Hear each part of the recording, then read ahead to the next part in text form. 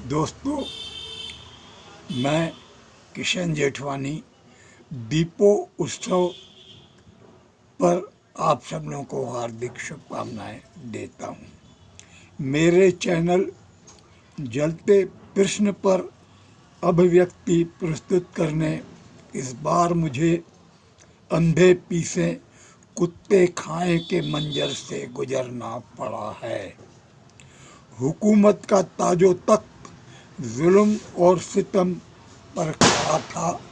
सत्ता सिंहासन की नींव में भ्रष्टाचार और रिश्वत का धन लगा हुआ था। यहाँ मुजरिम सख्त था, हाकिम मस्त था। दोस्तों, सुलगते सवालों का मजमा लगा हुआ था। काल चक्र पूछ रहा था, क्या अन्याय और अत्याचार के खिलाफ अर्नब गोस्वामी के संघर्ष का दायरा सिमट गया है? व्यक्तिगत समस्या तक सीमित हो गया है? जेल, जमानत और रिहाई क्या अर्नब गोस्वामी का लक्ष्य था?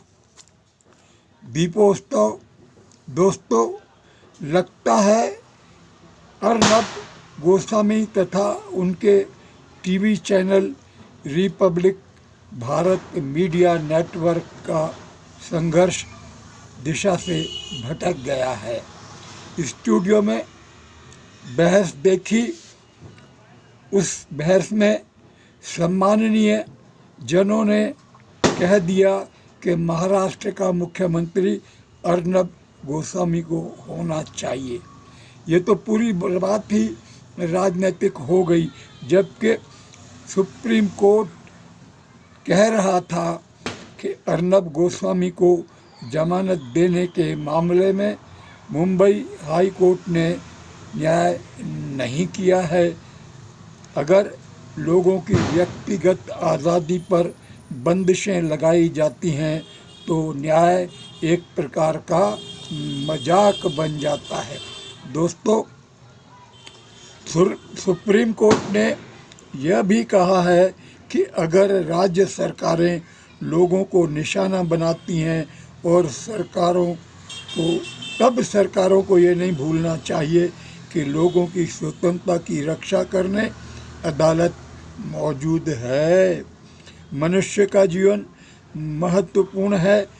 दमनकारी सिस्टम में जजों को अपनी सीमाएं नहीं लांघना चाहिए। दोस्तों, भारत के आम नागरिकों को भी यह नहीं भूलना चाहिए कि ब्रिटिश सरकार भारत पर लंबे समय तक शासन करना चाहती थी, लोगों को गुलाम बनाकर रखना चाहती थी। इसी नीयत से ब्रिटिश सरकार ने 1860 में भारतीय दंड संहिता के नाम से अधिनियम क्रमांक 45 कानून लागू किए थे। 160 साल बीत गए। गुलामी के दौर में ब्रिटिश सरकार के द्वारा बनाए हुए कानूनों को आज भी भारत झेल रहा है। ये कानून भारत के लोगों पर कहर बरपा रहे हैं। दोस्तों, ब्रिटिश सरकार काल में पुलिस वाले शैतान के कारिंदे हुआ करते थे। आज भी पुलिस वाले शैतान के कारिंदे हैं। पुलिस निरंकुश है तो अधिकांश जज भी निरंकुश हैं। कहर, दमन और अत्याचार का सिलसिला आज भी जारी है। सवाल पैदा होता है कि भारत के लोग आखिर यह जुल्म सितम कब तक सहेंगे? लगता है भारत में प्रजातंत्र खत्म हो जाएगा, मानवता कुचल दी जाएगी, दमन और रिश्वत डे की वर्षगांठ मनाई जाएगी।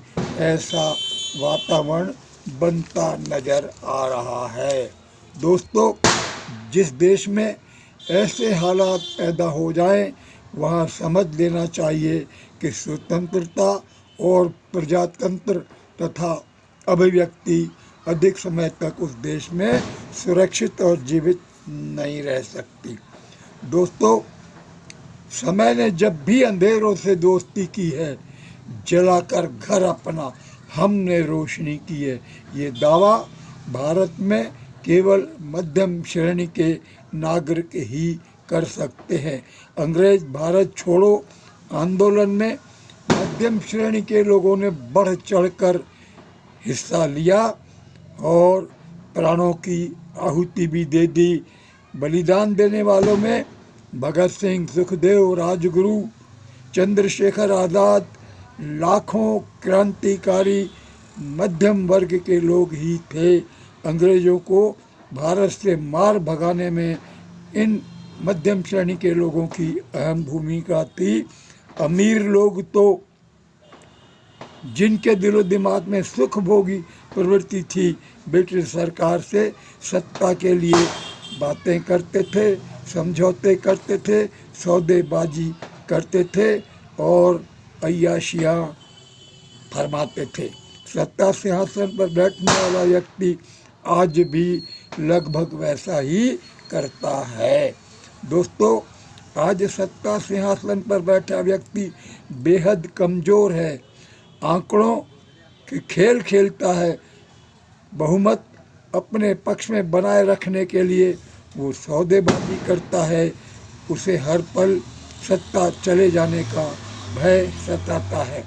सत्ताधीश हमेशा विधायिका को, कार्यपालिका को, न्यायपालिका को और प्रेस को सत्ता सिंहासन के पायों में ठोक कर उस पर कुर्सी तान देता, बनवा लेता है और बैठ जाता है। सत्ता सिंहासन पर बैठने वाला व्यक्ति तानाशाह बनने में भी देर नहीं करता और भ्रष्टाचार के रिकॉर्ड पर रिकॉर्ड स्थापित करता है। दोस्तों, मेरे देश में विधायिका अनुभवहीन है, सत्ता लोभी है, कार्यपालिका भ्रष्ट है और रिश्वतखोर है, न्यायपालिका घमंडी, निरंकुश, मगरूर, गैर जवाबदेह तथा भ्रष्ट भी है। प्रेस शक्तिहीन है, साधनहीन है, अभावग्रस्त है और पक्षपाती भी है। मानसिक रूप से प्रेस को हम मानसिक रूप से गुलाम कह सकते हैं। प्रेस, चाहे वो इलेक्ट्रॉनिक मीडिया हो, चाहे वो प्रिंट मीडिया हो, अनेक खेमों में बटा हुआ है। लोकतंत्र का यह चौथा स्तंभ लगभग नर्वस सा लगता है। दोस्तों, 5 ग्राम की जीभ, उस पर 100 किलो का ताला।